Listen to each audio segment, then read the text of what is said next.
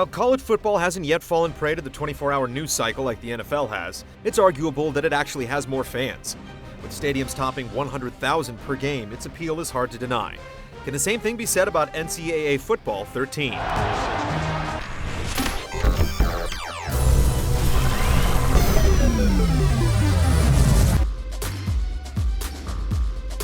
The term feature bloat is tossed around a lot these days, and if there's one franchise that exemplifies this, it's this one.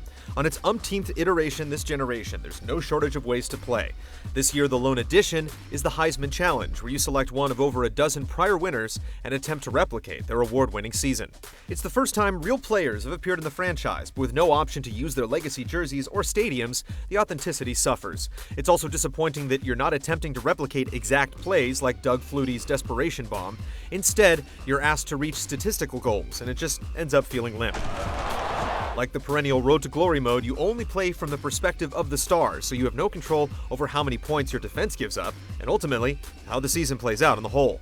Dynasty once again represents the primary single-player option, and it hosts upgrades that will only be noticed by micromanagers. You can now scout players prior to dumping heavy recruiting resources into them to help avoid busts or dig up gems. Your school's ratings also adjust dynamically based upon how each season plays out, and the game does a great job of telling you how to improve each one. The mode has definitely been improved, but a small percentage of players will notice. Road to Glory returns with no major advancements save for a gimmicky slow-motion mechanic called reaction time. The same goes for the rest of the options, which remain virtually untouched from NCAA Football 12.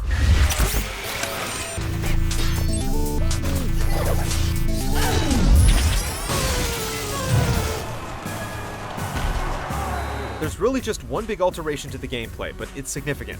The entire passing game has been rebuilt under the moniker of Total Control Passing, allowing you to lead receivers into open areas of the field. When it works, it feels great. When it doesn't, you'll find your receivers going over the top of the defense, only for your QB to throw underneath. These gaffes result in too many interceptions, but when you do manage to lob a pass into the hole in the zone or lead a receiver away from coverage, it's very rewarding.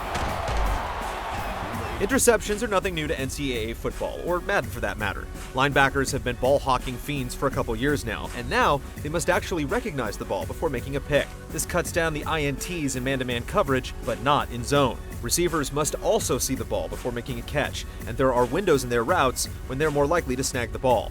Pass too early or too late, and they're all thumbs. When you couple all this with the new passing system, interceptions remain an issue.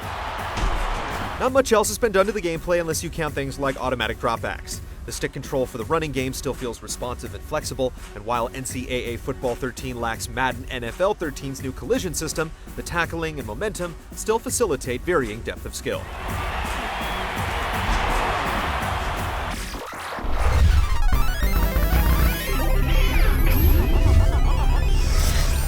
Like the rest of the game, finding obvious improvements to the presentation is a challenge. Of course, the game already looked quite good. There are over 80 new stadiums, new pre-game rituals, mascots, gear, cheerleaders, and more. Yet it still looks nearly identical to NCAA Football 12 in fidelity and performance. A few new animations appear here or there, but this is largely the same graphics and sound you got in last year's game. Further integration of the ESPN license means intrusive game updates about tilts you could care less about.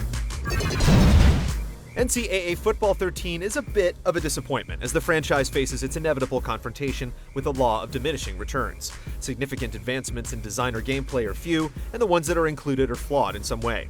With last year's game available on the cheap, spending $60 on this will feel a lot like buying tickets from a scalper, but you'll ultimately feel fairly satisfied.